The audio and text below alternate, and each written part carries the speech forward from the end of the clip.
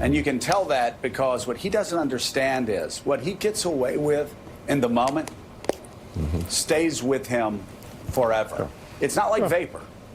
What he says at those rallies will follow him throughout the campaign. Here's a very good example of it. And I think this is one of the reasons why he made the statement that he made, because there's a lot of video that looks just like this. Watch this, Gene. This is an invasion. When you see these caravans starting out with 20,000 people, that's an invasion. I was badly criticized for using the word invasion. It's an invasion. But how do you stop these people? You can't. There's no... That's only in the Panhandle you can get away with that statement.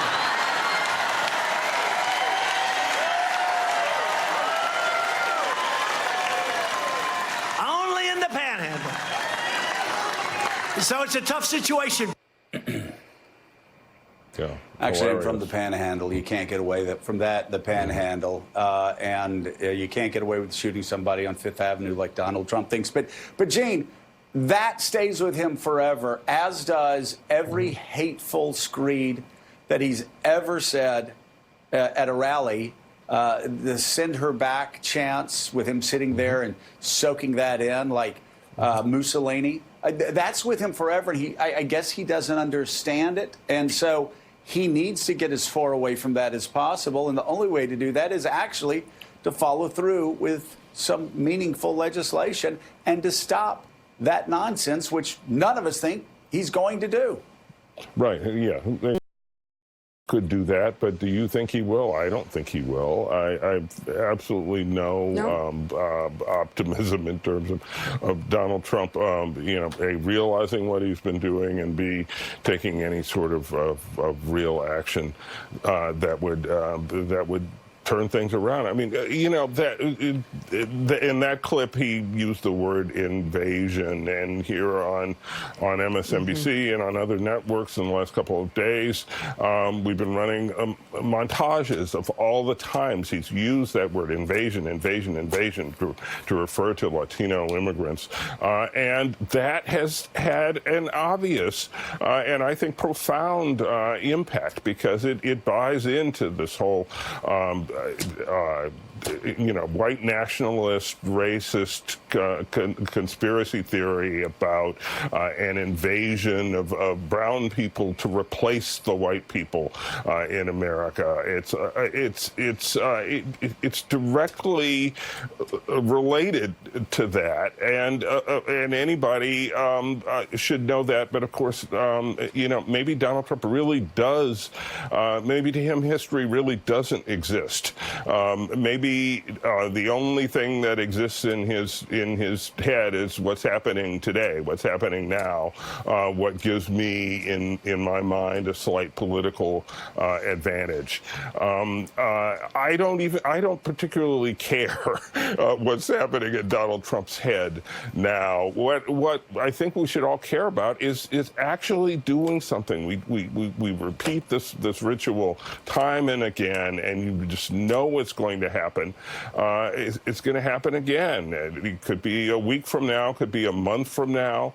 There could be another Oklahoma City bombing, you know, or something like that. I mean, we're going to have the equivalent of a racist, right-wing, white nationalist 9/11 here, I think, and I make that prediction.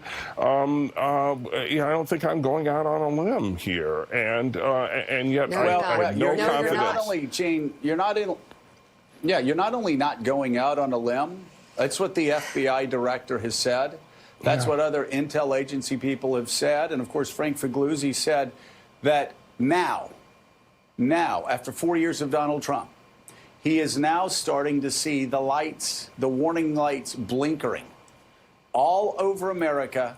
And it reminds him of the warning lights he saw before 9/11 and other people in the counterterrorism business, Mika, before 9/11. Yeah. They saw those warning lights blinking. Those warning lights are blinking again. If Donald Trump wants people to stop talking about him just using words, which is a good start, use your words, and then have actions follow, then he needs to speak out against the hatred towards Hispanics.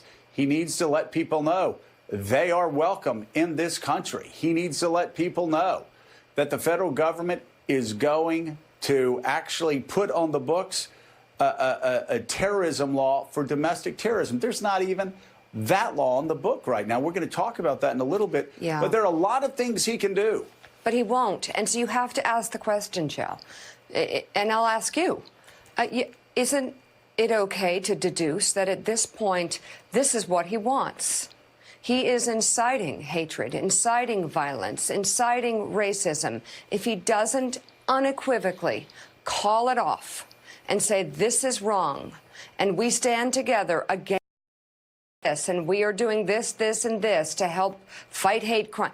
I mean, this is a president who seems to want these things to happen. How else can this be explained if he doesn't call it off? Well, he's got to call it off, But he's not going to. He, as you know, he's inciting hatred now, and he's been inciting hatred up until yesterday because he sees that as a good political strategy. Just like, as we've discussed many times, and Jack helped us put together a package to show in the 1990s when he owned casinos in Atlantic City and had boxing matches, suddenly it made sense for him to hang out with hip-hop stars. It made sense for him to hang out with civil rights leaders. It made sense for him to write big checks to Nancy Pelosi and write big checks to Hillary Clinton and write big checks to the Democratic National Committee and to write big checks. He knows what he's doing. I mean, and to date, African-American women, not only in the 90s, but into the 21st century, well into the 21st century, he only figured out that actually this bigotry role that he's followed now made sense in 2011 with birtherism. Of course, again, I know about the housing in the 70s. I also understand about his Central Park 5 scam and the fact he still won't back off of that. But for a large chunk of the 90s and into the 21st century, Donald Trump was far from being a white supremacist. Donald Trump was being transactional and was the friend of, again, civil rights leaders and hip-hop stars because that's what suited him at the time. Will he change? Only if it suits his own political purposes to change. And that's what Americans must show him, that this is a dead-end road that he's on. White supremacy is a dead-end road. It will lead not only to terrible things for other people, but for what matters to Donald Trump the most, it will lead to terrible things for him politically. Hopefully Republicans would perhaps show him. Where are the that Republicans? would be the best. By the way, Alex. Where are you? Alex, Where are they? Did we hear from Joni Ernst about this yesterday? Did we hear from How Cory about Gardner? Mitt Romney? Yeah, where's Mitt Romney? Has Mitt Was Romney that called watered out down Donald Trump? statement? For any Republicans that have called out Donald Trump?